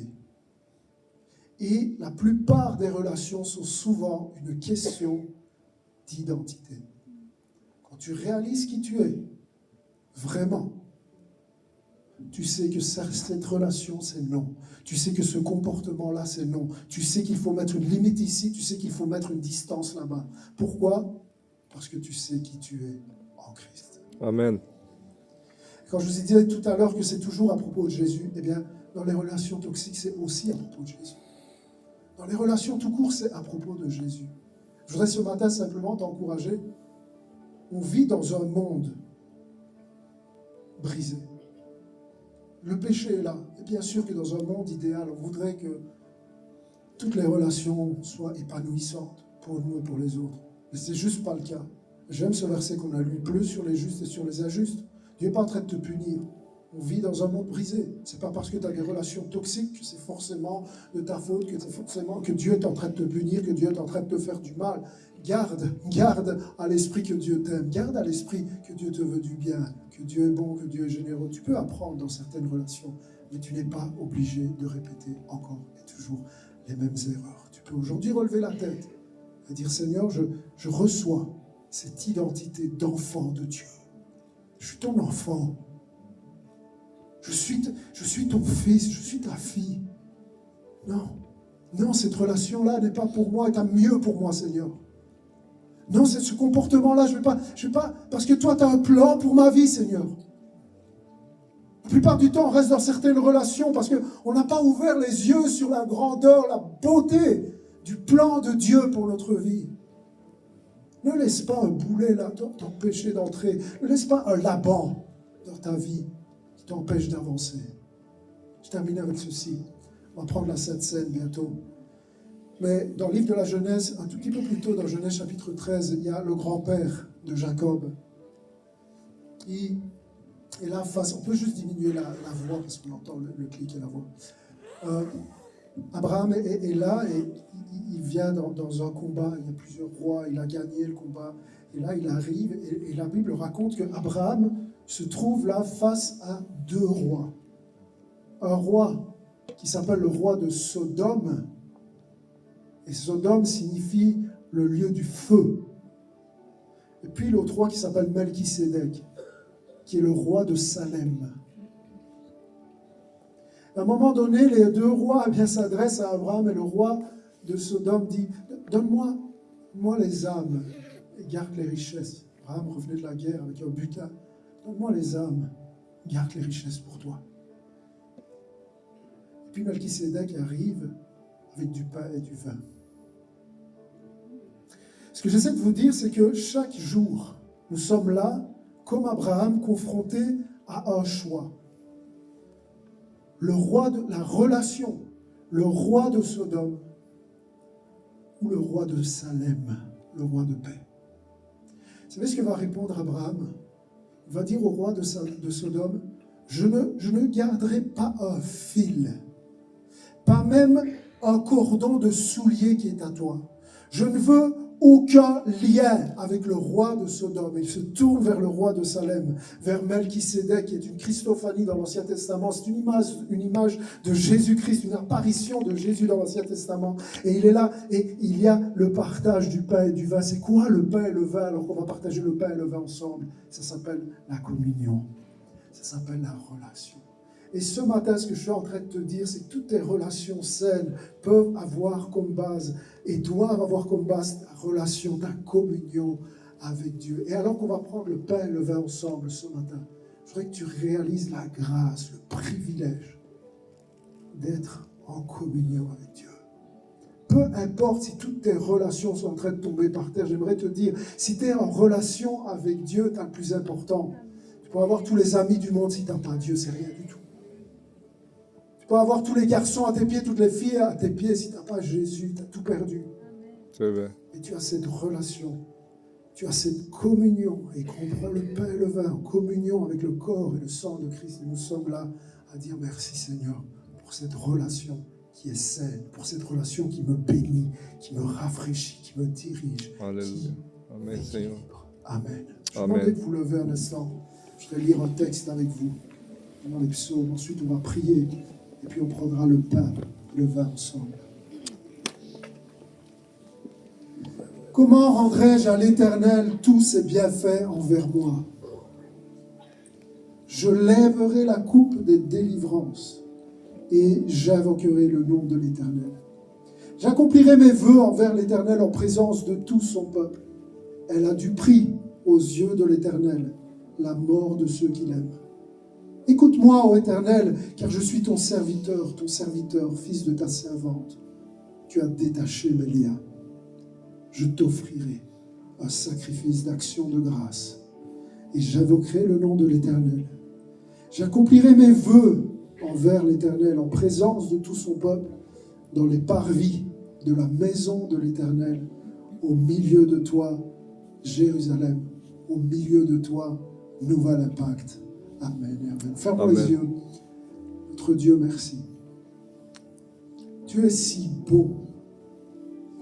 Seigneur, ton amour et ta grâce ne se sont pas seulement manifestés à la croix, mais ils se renouvellent encore et encore. Et ce matin, alors que nous nous apprêtons à prendre avec tellement de sérieux et de révérence ce temps, nous prenons le pain, nous prenons le vin, nous renouvelons notre engagement envers toi. Nous nous souvenons que tu es bon en tout temps. Que tu es bon, que tu étais bon il y a 2000 ans en t'offrant sur la croix, mais que ton amour durera toujours, que ta fidélité durera toujours. J'invoquerai le nom de l'Éternel et j'accomplirai mes vœux. Je resterai fidèle à ton alliance. Seigneur, alors que nous avons parlé de relations douloureuses, souffrantes, je prie pour mes amis, mes frères et sœurs qui sont là et je te demande ce matin d'opérer une guérison, une consolation. Seigneur, de donner la force, le courage à ceux qui ont besoin aussi de prendre des décisions difficiles. Ma prière est que nous puissions rester dans cet équilibre entre des relations que nous sommes appelés à travailler, à amplifier, des relations que nous sommes appelés à couper. Où couper devient non seulement une option, mais une nécessité. Donne-nous cette clairvoyance, cet équilibre, ce discernement. Et pour cela, nous avons besoin d'entendre la voix de ton esprit dans nos cœurs. Amen. Donne-nous cette oreille, Seigneur. Donne-nous ce cœur. Notre désir de te glorifier, de marcher dans tes voies, dans ta volonté. Et je prie pour cela, au nom de Jésus. Amen. Amen, Seigneur.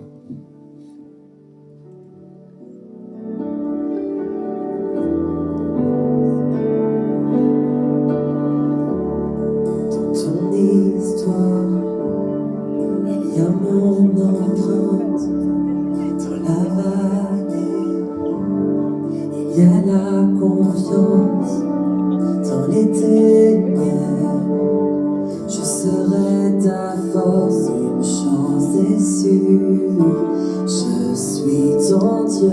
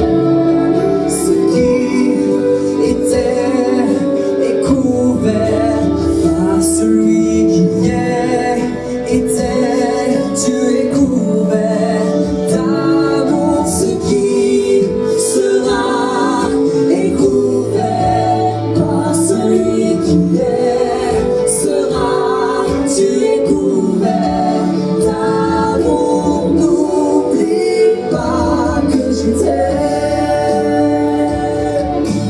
N'oublie pas que je t'aime.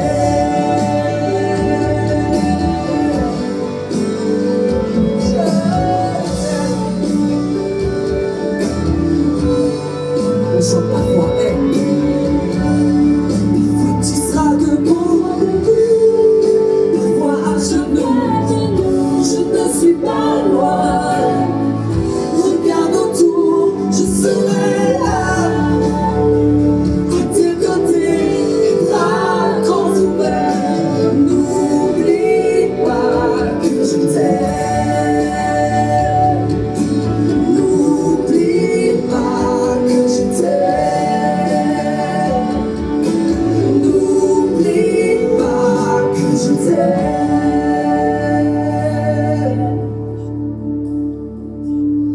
Peu importe ce qu'il va ou vient, il faut que tu saches que je suis ton tu es.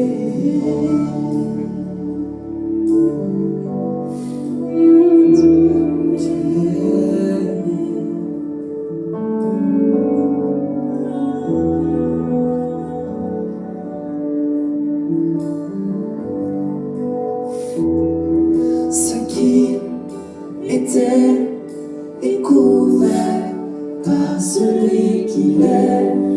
Était, tu es couvert d'amour. Ce qui sera est couvert par celui qui est. Sera, tu es couvert d'amour.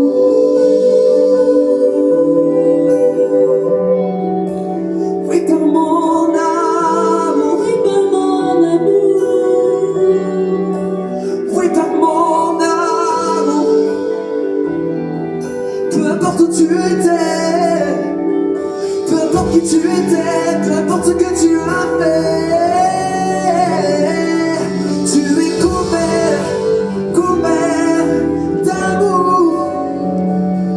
Tu es couvert, couvert d'amour. Si tu oublies les volontés, mon amour se déverse sur toi. Si tu oublies les volontés, mon amour se déverse sur toi. Si tu oublies les volontés, mon amour se déverse sur toi. Si tu oublies les volontés, mon amour se déverse sur toi. Mon amour se déverse sur toi.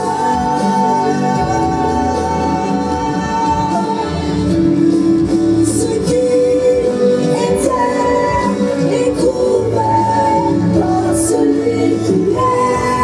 Était, tu es couvert d'amour. Ce qui sera est couvert par celui qui est.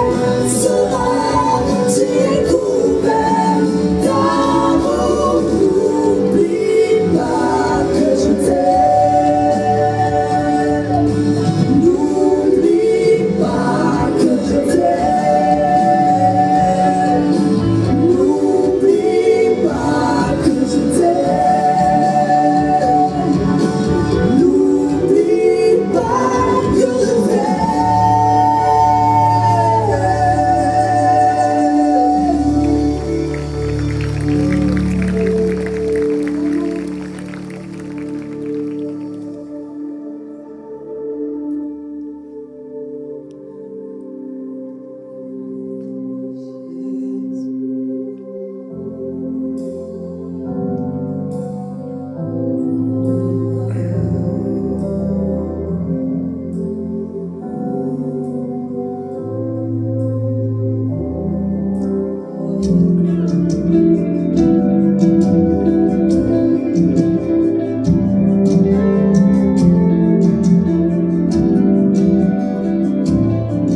Par tes signes et tes miracles,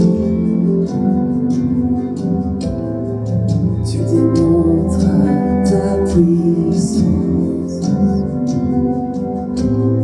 Quand sur les jeunes et les vieux,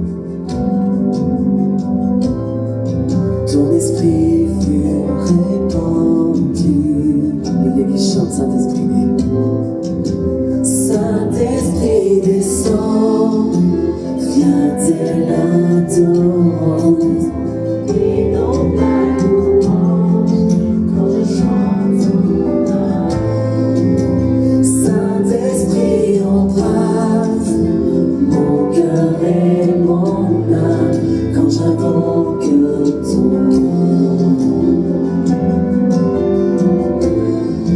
Quand j'invoque ton nom.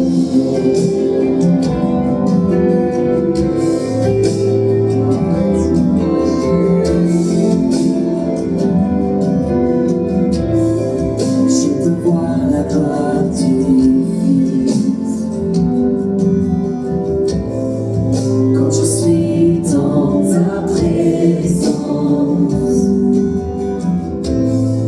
tu me révèles ton amour. Quand je contemple les cieux, Saint-Esprit descend, viens tel un torrent, inonde ma louange quand je chante ton amour. Saint-Esprit embrase mon cœur et mon âme quand j'invoque ton nom. Quand j'invoque ton nom. Quand j'invoque ton nom. Quand j'invoque ton nom.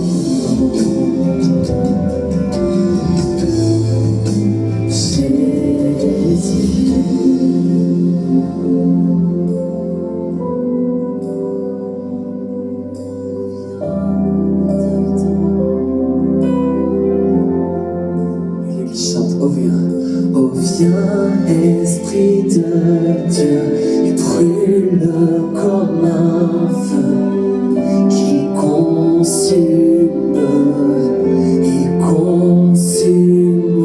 ici dans ta présence. Et je m'abandonne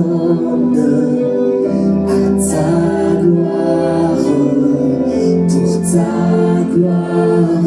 Oh viens, Esprit de Dieu. J'ai la conviction ce matin que l'Esprit de Dieu agit dans la vie. Qu'il prenne possession de notre cœur, de notre âme, de nos sentiments, de nos émotions. Inspire ta présence, inspire qui tu es. Dans ta présence, je m'adore à ta gloire, pour ta gloire.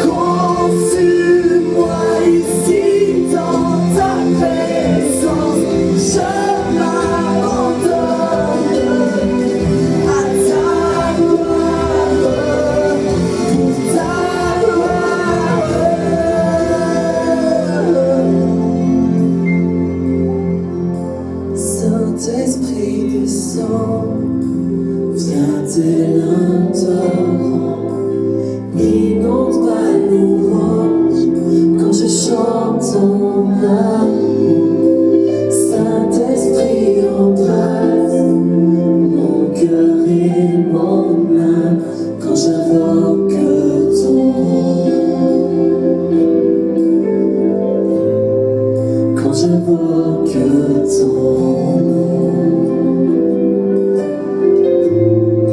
quand j'invoque ton nom, Jésus, quand j'invoque ton nom, Jésus, quand j'invoque ton nom, Jésus, quand j'invoque ton nom, Jésus, quand j'invoque ton nom, Jésus, quand j'invoque ton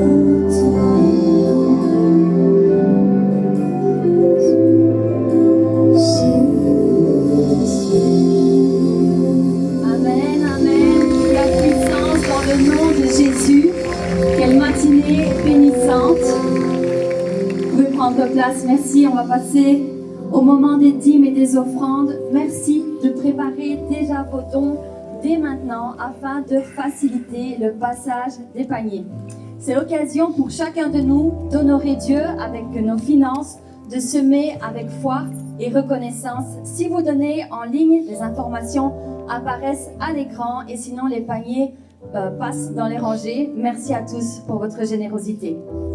Dimanche prochain, la suite de la série Sans filtre avec un thème brûlant, l'argent et Dieu entre serviteurs et maîtres. Un message percutant qui sera apporté par le pasteur Salvatore. Alors venez avec un cœur ouvert car Dieu veut transformer notre rapport à l'argent et c'est aussi l'occasion pour inviter quelqu'un. La permanence de prière, c'est une équipe qui est disponible à la fin du culte pour prier avec vous, que ce soit pour un besoin précis, un défi personnel ou juste un moment pour déposer quelque chose entre les mains de Dieu. N'hésitez pas à y aller, ils se tiendront à votre disposition juste ici à ma droite. Si vous êtes nouveau à l'église, bienvenue. Si c'est votre première fois ou si vous êtes encore en découverte, la Welcome Team est disponible pour vous juste après le service. L'équipe vous accueillera avec le sourire et sera également là pour répondre à vos différentes questions. Apéro Time, c'est un moment convivial qui vous attend très bientôt, c'est le 6 avril, juste après le culte. Si vous êtes nouveau parmi nous, ce temps est spécialement pensé pour vous. Nos équipes sont prêtes à vous accueillir, à répondre à vos questions, à faire votre connaissance. L'inscription est nécessaire pour mieux vous recevoir, alors merci de faire le nécessaire via le QR code ou via notre site internet. Ce sera l'occasion parfaite pour créer des liens, échanger et passer un bon moment ensemble. Notre spectacle de Pâques approche à grands pas. Alors c'est le dimanche 20 avril avec 2 représentations identiques. Pourquoi est-ce que je dis ça? Parce que apparemment tout n'a pas été compris. Donc, il y aura 2 cultes de Pâques, tous les 2 les mêmes. Un à 9h30, un à midi. La seule différence est que les enfants e-kids de 3 à 11 ans interviennent uniquement durant la première représentation. D'accord? Donc si vous voulez voir vos enfants chanter, c'est au premier culte que vous devez vous inscrire. Vous pouvez assister à l'un ou à l'autre ou aux 2, mais il faut obligatoirement vous inscrire. Ce sera plus facile pour nous pour gérer au niveau de l'organisation. Vous pouvez le faire via le QR code qui est sur l'affiche et également via notre site internet. On a aussi des flyers qui sont disponibles. Vous pouvez les trouver à la sortie si jamais vous voulez inviter des personnes avec une invitation physique. Le stand de Sentinelle de prière, si vous souhaitez intercéder pour les familles, pour l'église ou d'autres sujets, le stand de Sentinelle de prière est là pour vous. Vous pouvez vous rendre directement dans le hall après le service. Bonne nouvelle pour les étudiants, pour tous ceux qui suivent les modules de formation. Les cours reprennent fin avril, donc le module 0 se fera en une seule session en distanciel le 24 avril. Les modules 1, 2, 3 sont proposés et en distanciel et en présentiel à partir du dimanche 27 avril. Il y a beaucoup d'informations en fonction de votre module, alors n'hésitez pas à consulter le formulaire d'inscription pour savoir exactement ce qui vous concerne et vous pouvez vous inscrire directement sur notre site internet également. After Church, ne partez pas trop vite, c'est l'occasion de prendre un café ensemble, de rire, de discuter, d'échanger, donc rejoignez-nous, vraiment on a hâte pour ce moment convivial, donc ne partez pas tout de suite, ne fouillez pas. Directement après le culte, ici dans la salle, il y aura des tests pour notre spectacle de Pâques. Donc on va vous demander d'évacuer la salle le plus rapidement possible. Et pour les futurs mariés, de monter directement dans une classe dans l'espace e-Kids pour pouvoir suivre votre formation. Et je vous demande de tous vous lever. On va prendre un temps ensemble pour remercier notre Seigneur pour cette matinée, pour ce message, afin qu'il bénisse également notre semaine. Amen.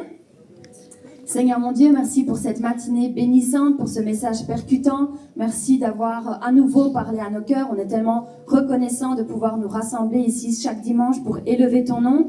Je te prie pour chaque personne qui est ici, pour tous ceux qui nous ont suivis également en ligne.